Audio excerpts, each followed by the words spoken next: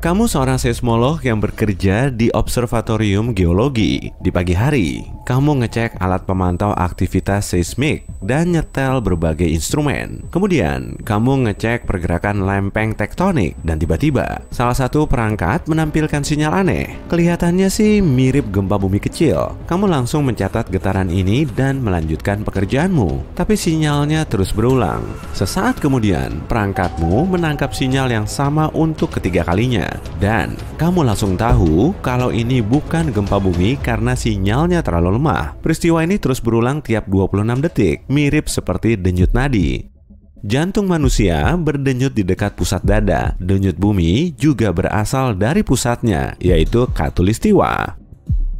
Kamu manggil spesialis lain dan ngasih tahu mereka tentang fenomena aneh ini, tapi nggak ada yang bisa menjelaskan lebih jauh. Lagi pula, kamu juga nggak bisa nentuin sumber denyut ini. Kamu telah sampai di sumber getaran tadi, tapi nggak melihat apa-apa. Tanah di bawah kakimu masih aja bergetar, dan kamu nggak tahu menahu alasannya. Pada tahun 1960-an, pulsar mikroseisme ditemukan oleh seorang seismolog asal Amerika Serikat. Setelah lebih dari 50 tahun, ilmuwan di seluruh dunia masih belum memahami karakteristik dari fenomena ini. Mungkin planet kita punya jantung yang terdapat di keraknya, lalu bisa bergetar setiap 26 detik. Menurut para peneliti, pusat getaran ini mungkin terletak di bagian selatan atau khatulistiwa dari Samudra Atlantik di Teluk Gini, yang juga dijuluki dengan nama Bight of Bonny. Tiap musim dingin, getarannya semakin kuat, tapi kemudian melemah lagi pada musim panas. Saat para ilmuwan mulai menjelajahi tempat ini, mereka berteori kalau laut bisa menciptakan denyut. Landas kontinen bumi dihantam oleh ombak hingga dasar lautnya rusak. Fenomena ini mirip seperti permukaan meja yang dipukul dengan tangan. Coba deh duduk di dekat meja dan taruh tanganmu di atasnya. Minta temanmu untuk duduk di hadapmu sambil mukul meja. Ada getaran kan? Gelombang laut yang menyapu garis pantai juga menghasilkan efek yang sama. Mungkin ada yang kurang sependapat, kemudian bilang kalau ombak ada di seluruh lautan, nggak cuma di khatulistiwa. Ya, tapi area tersebut paling banyak disinari matahari. Energi matahari bisa menyebabkan badai dan angin kencang serta mempercepat arus laut.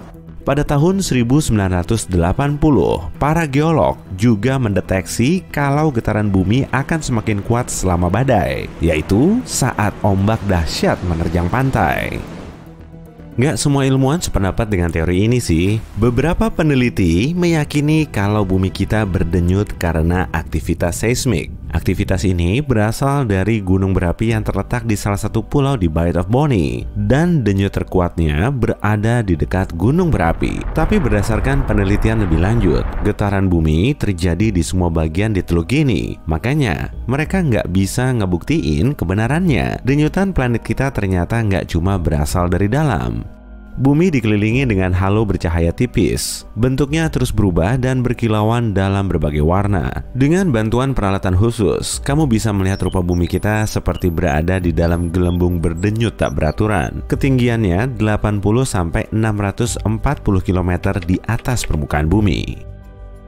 Gelembung ini dinamakan sebagai ionosfer. Lapisan partikel bermuatan ini memisahkan atmosfer atas dari ruang angkasa. Dengan kata lain, di lapisan ini kamu akan tahu di mana kamu masih bisa bernapas dan di area mana saja yang berupa ruang hampa. Stasiun Ruang Angkasa Internasional terbang di dalam ionosfer. Sebagian besar satelit kita juga bergerak di dalam batas gelembung yang berdenyut. Fenomena alam ini bisa mempermudah sekaligus menginterupsi sistem komunikasi dan navigasi. Ionosfer membantu sinyal radio dan GPS agar sampai ke gadget kita, tapi juga bisa mengganggu koneksi yang sudah stabil. Faktor penentunya adalah jumlah dan kepadatan partikel bermuatan. Sinar matahari menghilangkan sejumlah elektron dari gas yang mengelilingi planet kita. Kemudian partikelnya menjadi bermuatan. Partikel ini membentuk ionosfer, tapi bentuk dan ukurannya terus berubah. Penyebabnya karena bumi berputar pada porosnya dan matahari nggak menyinari bumi secara merata. Pada siang hari, ionosfer selalu lebih besar dari malam hari. Karena pola ini, ionosfer berdenyut dan terus bergerak. Ketidakstabilan ini memperpendek umur satelit yang mengorbankan orbit bumi dan membuatnya nggak berfungsi. Sinyal radio dan GPS melewati ionosfer lalu dipantulkan dari partikel bermuatan. Sinyal ini akhirnya bisa bergerak ke tempat tujuannya seperti ponsel, navigator, dan perangkat lain yang memiliki GPS dan penerima radio.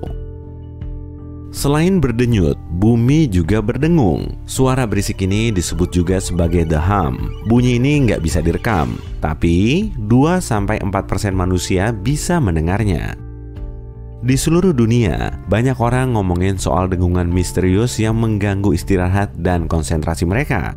Dengungan ini bahkan bisa mengikuti mereka kemana aja. Mungkin kamu juga pernah mendengarnya dan nggak begitu memperhatikan. Tapi begitu mendengarnya, kamu nggak akan bisa pura-pura nggak dengar. Sejumlah penduduk desa di Skotlandia menggambarkannya sebagai suara berfrekuensi rendah yang terdengar berat. Ada juga situs web di internet yang dilengkapi dengan peta penyebarannya. Di situs ini, para saksi di seluruh dunia bisa menjelaskan soal suara berisik misterius ini. Getaran berfrekuensi rendah ini sudah ada di mana-mana dan sulit terdengar oleh telinga manusia. Sebagian orang mengatakan suara ini menyerupai bunyi pesawat terbang di atas kepala, tapi lebih tenang. Sebagian lainnya bilang kalau suara ini mirip seperti suara mesin truk yang menyala di dekat rumah. Mereka bisa mendengarnya di jalanan saat dalam perjalanan pulang. Bahkan suaranya akan makin keras saat mereka rebahan di tempat tidur. Apa kamu pernah dengar suara ini? Kalau pernah, kamu bisa menandainya di peta. Sebuah catatan yang berasal dari abad ke-19 juga menggambarkan suara yang mirip dengan the hum ini. Tapi untuk pertama kalinya, media mulai menyingkap fenomena ini pada tahun 1970-an di Inggris. Sejak saat itu, banyak teori mulai berseliweran di kalangan ilmuwan maupun komunitas yang berusaha memburu dengungan ini.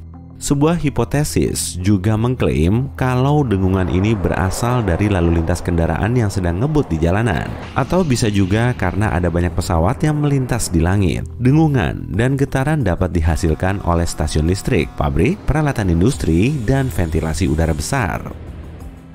Sebagian orang meyakini dengungan ini disebabkan oleh pergerakan lempeng tektonik dan kerak bumi di bawah air laut, tapi belum ada yang berhasil membuktikannya. Kebanyakan orang mendengar the hum ini di kota besar, dan pastinya mereka sering mengeluh soal ini dan mendesak adanya investigasi. Tapi semua upaya pencarian belum membuahkan hasil yang berarti. Kemungkinan 4% manusia memiliki pendengaran unik yang bisa menangkap gelombang suara berfrekuensi rendah. Dan menurut salah satu teori, sumber dengungan ini berasal dari sinyal radio khusus yang digunakan di seluruh dunia untuk berkomunikasi dengan kapal selam. Sinyal ini bisa bikin pendengarnya merespon, dan seolah-olah mereka telah mendengar sedikit dengungan.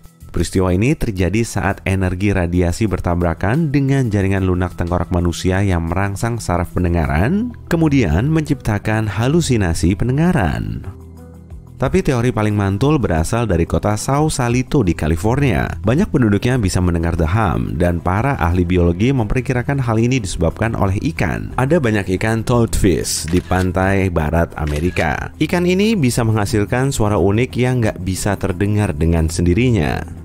Tapi gelombang suara yang berasal dari ikan ini bergema pada bangunan yang terletak di dekat pantai. Resonasinya menghasilkan the hum. Bahkan satu ikan pun mampu menghasilkan suara ini. Bayangin aja gimana berisiknya saat ribuan hewan laut ini ngeluarin suara secara bersamaan. Tapi suara ini nggak cuma terdengar oleh penduduk di dekat pantai. Orang yang tinggal di pusat kota juga bisa mendengarnya. Karena gelombang suara yang dihasilkan oleh ikan nggak bisa merambat sejauh ini. Teori tersebut langsung dibantah. Planet kita bukan satu-satunya tempat yang bisa berdengung. Pada tahun 2020, para ilmuwan merekam dengungan misterius di Mars. Bunyi bip ini terdengar tenang dan panjang serta tersebar di permukaan planet merah ini. Terkadang, bunyi ini agak berubah karena gempa Mars yang juga masih jadi misteri. Gempa di planet kita terjadi karena gerakan lempeng tektonik. Tekanan terakumulasi dan dilepaskan di kerak, sehingga menimbulkan gempa bumi. Tapi di Mars, nggak ada lempeng tektonik. Jadi gempa Mars seharusnya nggak terjadi di sana. Pada jarak 640 tahun cahaya dari matahari, ilmuwan menemukan planet WASP 76b, di mana terjadi hujan besi. Planet itu sangat dekat dengan bintangnya dan selalu menghadap bintang itu pada sisi yang sama.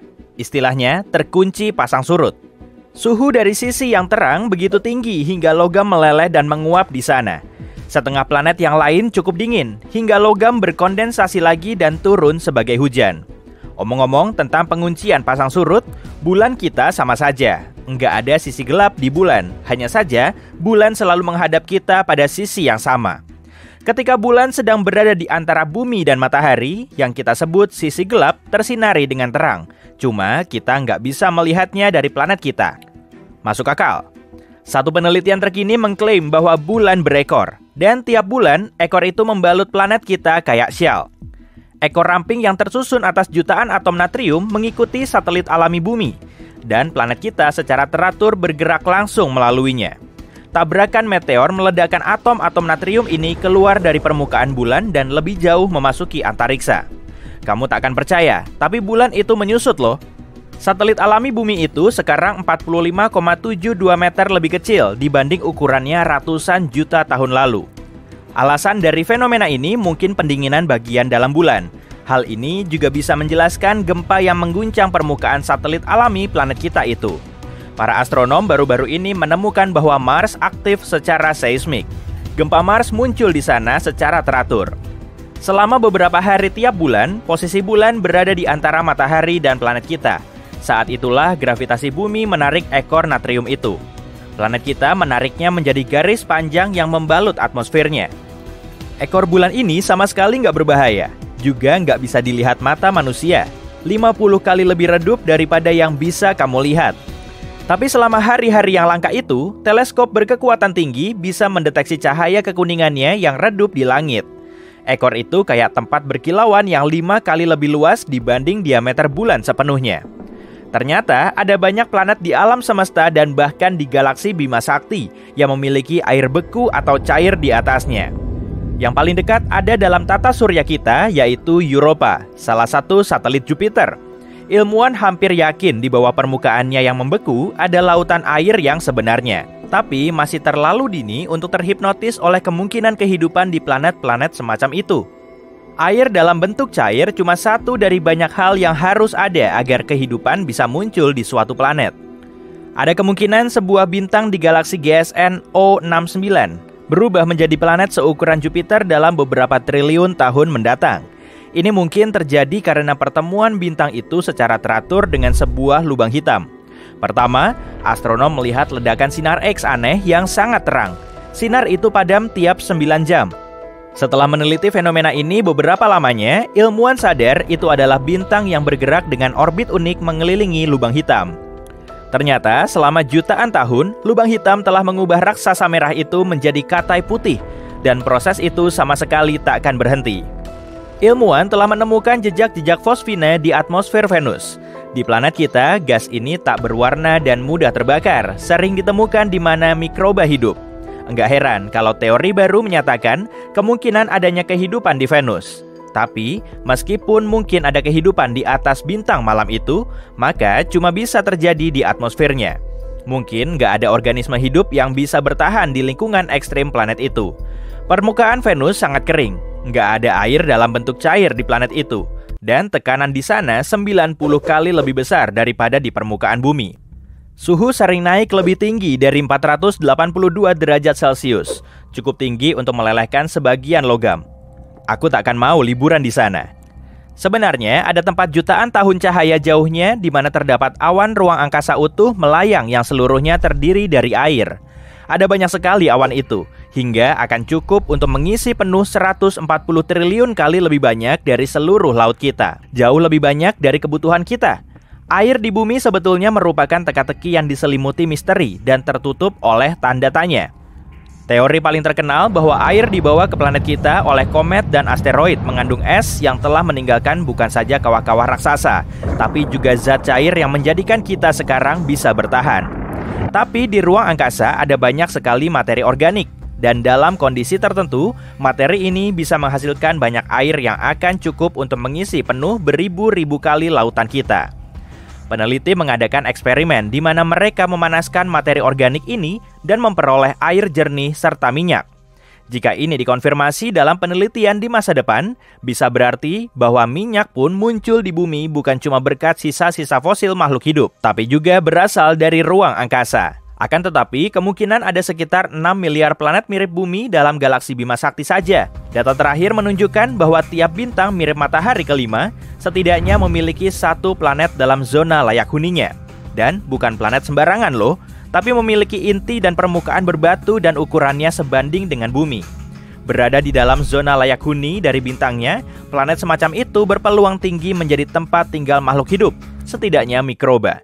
Dan jika ada miliaran planet seperti ini dalam galaksi kita, kamu bisa dengan aman bilang bahwa setidaknya satu di antaranya bukan cuma layak huni, tapi sudah dihuni.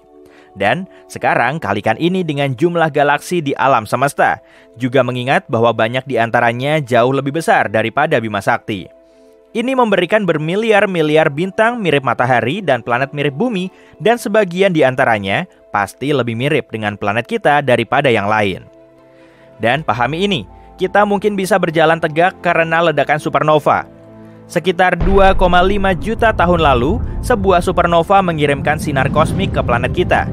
Ini memicu sejumlah badai listrik di atmosfer bumi yang berubah menjadi badai petir. Pada gilirannya, ini menyebabkan kebakaran hutan di Afrika Timur Laut, tempat nenek moyang kita sebelumnya tinggal. Kebakaran mengubah area hutan menjadi sabana. Tekanan atmosfer berubah dan nenek moyang kita harus berdiri di atas dua kaki untuk bertahan.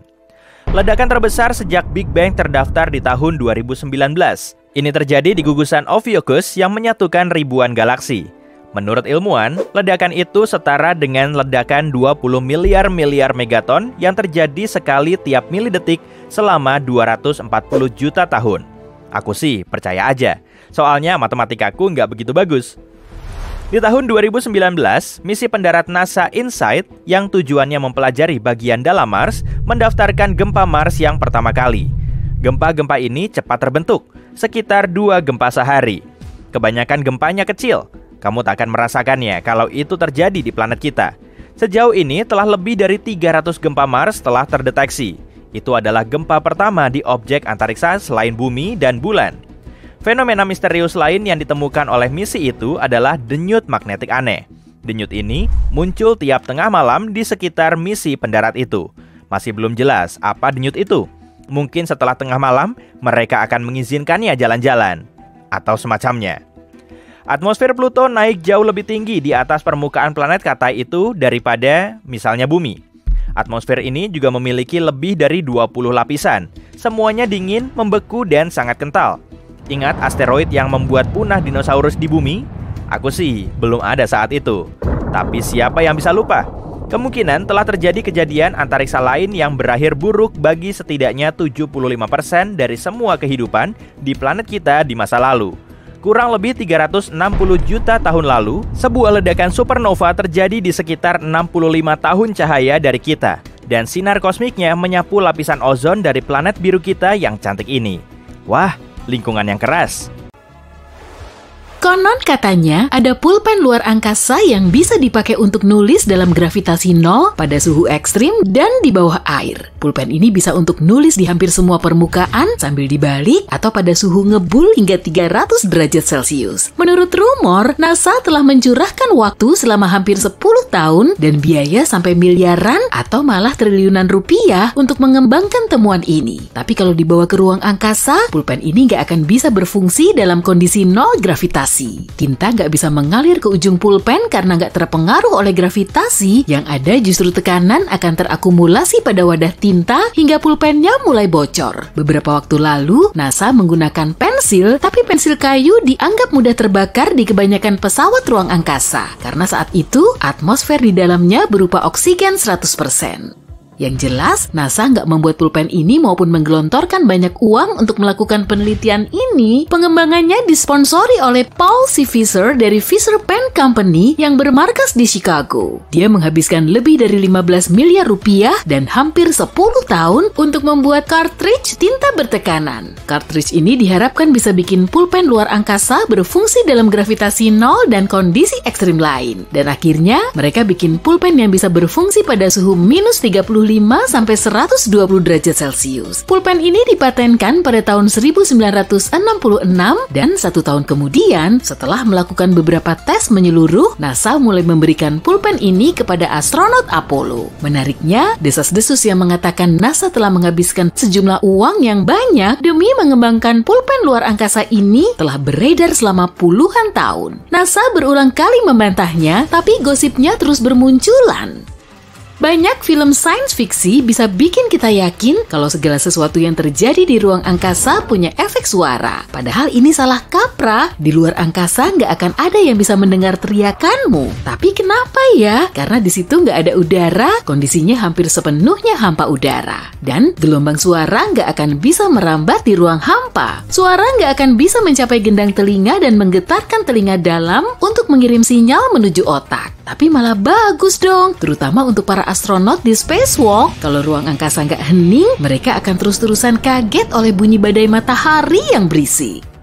Yang satu ini juga salah kaprah, katanya semua komet punya ekor yang indah dan panjang. Tapi nyatanya, komet termasuk objek ruang angkasa yang sulit dikenali karena seringnya komet bergerak menjauhi bintang. Di kegelapan ruang angkasa, komet tetap nggak aktif dan benar-benar beku. Ekornya itu muncul setelah komet mendekati bintang, dan saat itulah objek ini mulai memanas lalu membentuk atmosfer berawan yang disebut koma dan ekor khasnya. Ekor komet selalu menjauhi sang bintang karena tertiup ke arah yang berlawanan oleh radiasi matahari dan angin surya. Makanya, ekor juga bisa berada di depan komet dan gak selalu di belakangnya.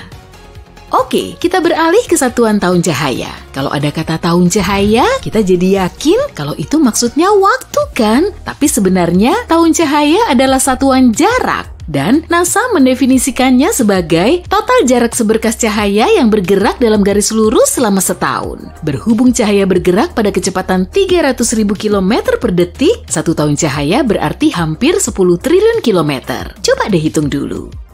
Banyak yang percaya kalau di ruang angkasa kita akan ngerasain gravitasi nol. Makanya para astronot bisa melayang-layang di stasiun luar angkasa internasional. Tapi itu juga nggak benar. Gravitasi merupakan salah satu gaya terpenting yang ada di alam semesta. Berkat gravitasi, bulan bisa mengorbit bumi dan matahari nggak melayang jauh dari galaksi Bima Sakti.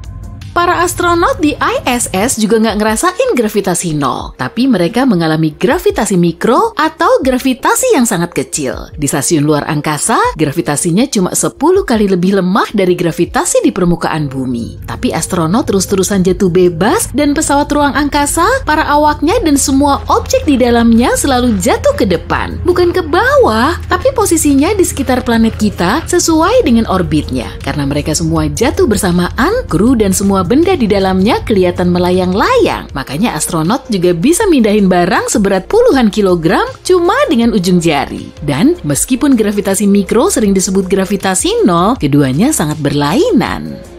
Matahari kita selalu kelihatan terbakar atau seenggaknya itu yang kita tahu saat melihat gambarnya. Tapi sebetulnya bintang induk kita ini adalah bola gas raksasa. Reaksi nuklir yang terjadi di intinya selalu membuat matahari seperti terbakar. Tiap detiknya ratusan juta ton hidrogen diubah menjadi helium dalam jumlah yang hampir sama. Selama proses ini banyak sekali energi yang terlepas sebagai sinar gamma. Kemudian sinar ini berubah menjadi cahaya. Dengan kata lain, matahari memancarkan cahaya yang menyilaukan dan sangat panas, tapi nggak benar-benar terbakar karena semua prosesnya nggak melibatkan oksigen.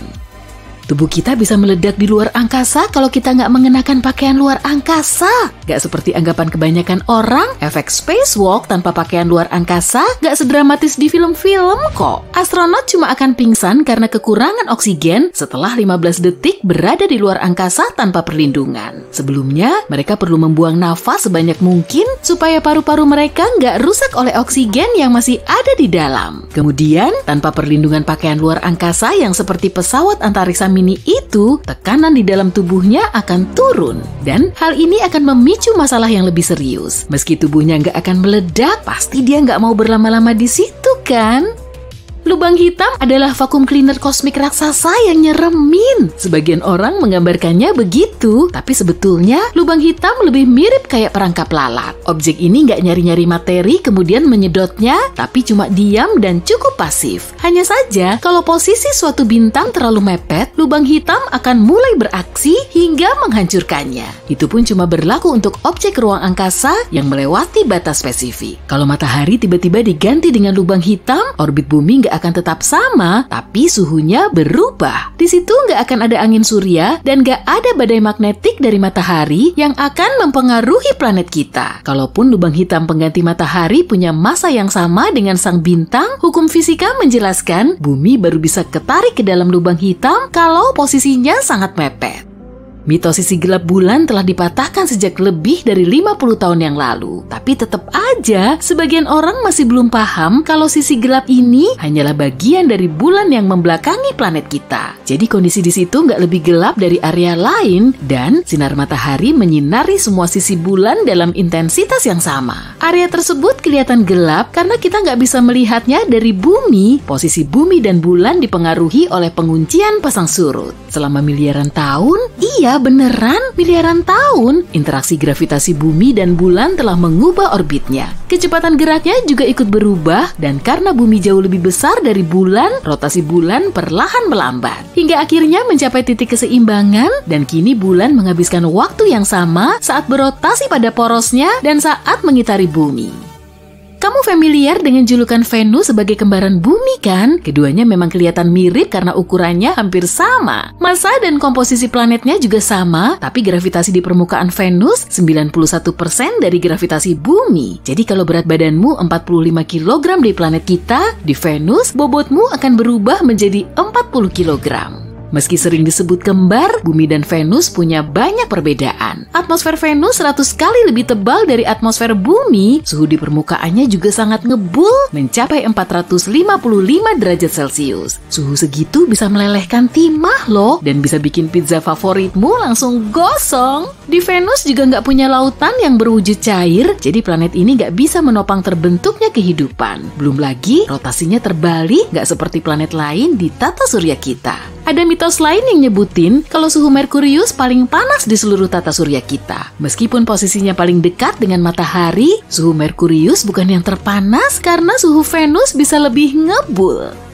Asteroid sangat sering menabrak bumi dan sebagian besarnya bukanlah peristiwa heboh yang memicu kepunahan massal. Dan malahan kita nggak akan menyadari sebagian besar tabrakannya. Kebanyakan asteroid yang mendekati planet kita, termasuk dalam objek dekat bumi berukuran kecil, asteroid ini biasanya terbakar di atmosfer bahkan sebelum jatuh ke tanah. Jadi nggak akan memicu bencana besar. Ukurannya juga nggak terlalu besar kok, tapi tetap aja sekitar 40-80 ton serpihan ruang angkasa jatuh ke permukaan bumi setiap tahun. Sebagian besarnya berupa asteroid kecil atau bolide dan diameternya maksimal 20 meter. Emang diameter segitu beneran kecil ya? Nih ada gambarnya, lihat sendiri aja deh.